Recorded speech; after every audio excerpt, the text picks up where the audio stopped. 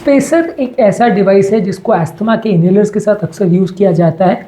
इसके काफ़ी ज़्यादा फ़ायदे हैं और इसको यूज़ करने से आपका जो पार्टिकल्स वगैरह अस्थमा के पेशेंट जो इनहेलर्स यूज़ करते हैं उसमें जो पार्टिकल्स होते हैं वो कंपेरेटिवली लंग्स के अंदर काफ़ी अच्छे तरह से डिस्ट्रीब्यूट हो सकते हैं और आपको कॉम्प्लिकेशन साइड इफेक्ट्स होने का चांस कंपेरेटिवली कम होता है।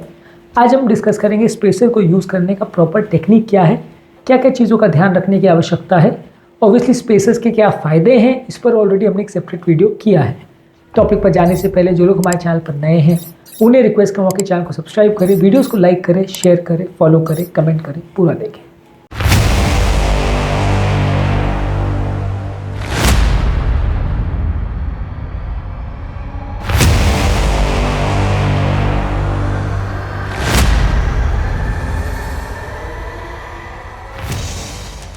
सबसे पहले आपको असेंबली करना यानी स्पेसर को इनहेलर से कैसे अटैच करना और माउथ पीस को कैसे तरह से क्लीन करना, ये सब चीज़ें प्रॉपर आना चाहिए, क्योंकि ये स्पेसर डिवाइस जो है इनहेलर से प्रॉपर अटैचमेंट अगर नहीं होता है तो जो एयर स्पेसर में बढ़ती है वो लीक आउट हो सकती है और इसके बाद आप उसको प्रॉपरली यूज़ नहीं कर पाओगे। तो उसको असेंबल करना आपको सीखना पड़ेगा। अलग अलग तरह के स्पेसर्स को अटैच करने का तरीका अलग होता है, अलग अलग तरह के इनहेलर्स के नोजल्स का साइजेस शेप्स भी थोड़े अलग हो सकते हैं। तो इसको थोड़ा सा एक बार आप जब भी डिवाइस खरीदे तो एक बार उसको सीखना पड़ेगा।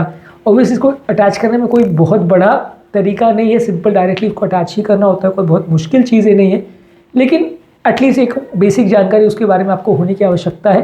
अगर प्रॉपर अटैचमेंट नहीं करेंगे तो एयर लीक हो सकता है। इसके बाद आप इनहेलर को प्रॉपरली शेक करिए, क्योंकि इनहेलर में जो ज़्यादातर पार्टिकल्स होते हैं वो एक सोल्यूशन में रहता है। यदि आप इनहेलर को प्रॉपरली शेक करके नहीं यूज़ करते हो तो ज़्यादातर पार्टिकल्स बैठे रहते हैं, तो फिर जब आप पफ लेते हो तो पार्टिकल्स आपके सोल्यूशन में नहीं जा पाएगा और आपको उससे फ़ायदा नहीं होगा। एक बार आपने इनहेलर को शेक किया तो उसके बाद स्पेसर को तब अटैच करते हो। पहले से अटैच करके आप शेक करोगे तो उतना इफेक्टिव नहीं होगा। पहले आप इनहेलर को शेक करिए, उसको अटैच करिए स्पेसर में, उसके बाद पफ्स लीजिए, उसके बाद आप सांस को एक बार पूरा बाहर छोड़ दीजिए, एक्सहेल कर लीजिए अंदर भरी सांस को, जो नॉर्मली इनहेलर्स को यूज़ करते वक्त आपको ध्यान रखने की आवश्यकता है।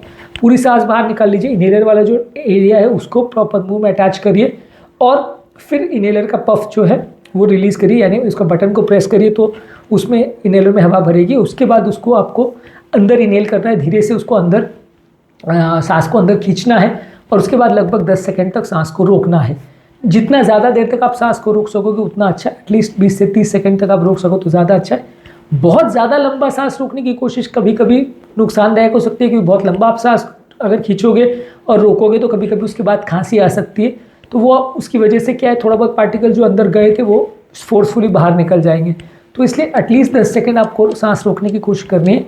पूरा 1-2 मिनट सांस रोकने की कोशिश नहीं करनी है, क्योंकि उसमें फिर खांसी आने का रिस्क रहेगा और इनहेलर आप सही से यूज़ नहीं कर पाओगे। अंदाज आप 10 सेकंड से 30 सेकंड अगर सांस को रोक लोगे तो ज़्यादा अच्छा है।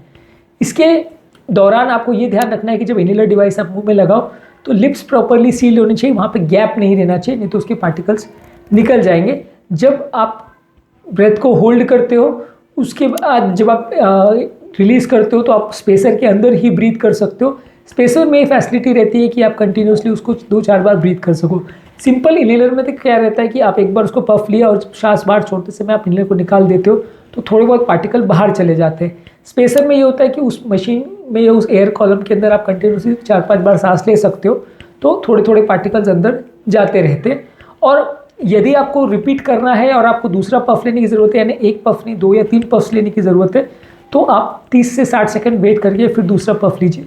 मान लीजिए पहला पफ लेते समय आपको खांसी आ गई या कोई कारण से आपकी सांस छूट गई या आपने सांस होल्ड नहीं कर पाए किसी भी कारणवश, तो फिर 30 से 60 सेकंड के बाद एक एक्स्ट्रा पफ आप ले सकते हैं, क्योंकि वो पार्टिकल्स अगर अंदर नहीं जाएंगे तो उसमें कुछ खास फ़ायदा नहीं होगा।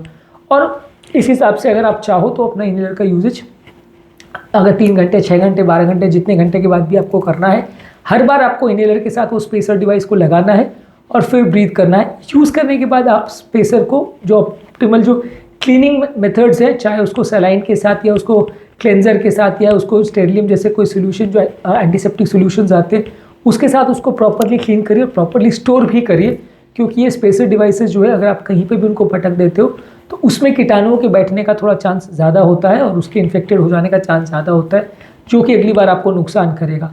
तो इनहेलर को हर बार आपको लगाना है और उसको प्रॉपरली क्लीन करके रखना है जब भी आपका यूज़ हो जाए, और नेक्स्ट टाइम आपको यूज़ करना है। और जब कभी मैन्युफैक्चर का इंस्ट्रक्शंस के हिसाब से अगर इनहेलर को आप जितने भी दिन रख सकते हो, मे भी 1 महीना, 2 महीना, 6 महीना, उसके बाद जब वो इनहेलर में आपको लगता है कि वो प्रॉपर नहीं है या उसकी एक्सपायरी डेट हो गई, तो उसके बाद उसको चेंज करने की आवश्यकता है।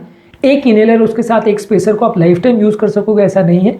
स्पेसर की कुछ ड्यूरेशन डिफाइंड होती है, ज़्यादातर 1 महीने से 6 महीने के बीच में, उसके बाद आपको उसको मोस्टली चेंज करना रहता है। तो जैसा भी आपका मैन्युफैक्चर का इंस्ट्रक्शंस हो कि इतने इनहेलेशंस के बाद या इतने महीनों के बाद आपको उसको चेंज करने की आवश्यकता है, तो उस हिसाब से आपको उसको चेंज करने की ज़रूरत है।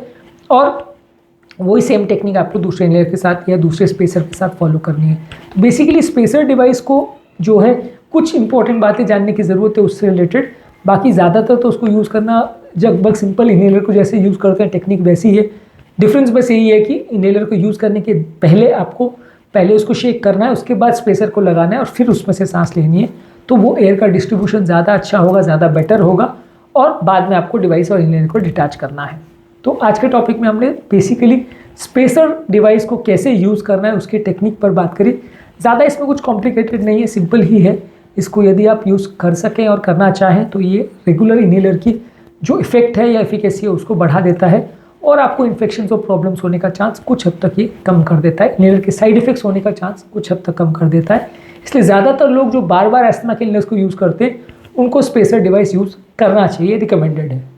उम्मीद करूँगा कि आज के टॉपिक में कुछ नई बातें जानने को मिली होगी। जो लोग हमारे चैनल पर नए हैं उन्हें रिकमेंड करूँगा कि चैनल को सब्सक्राइब करें, वीडियोज़ को लाइक करें, शेयर करें, फॉलो करें, कमेंट करें, पूरा देखें।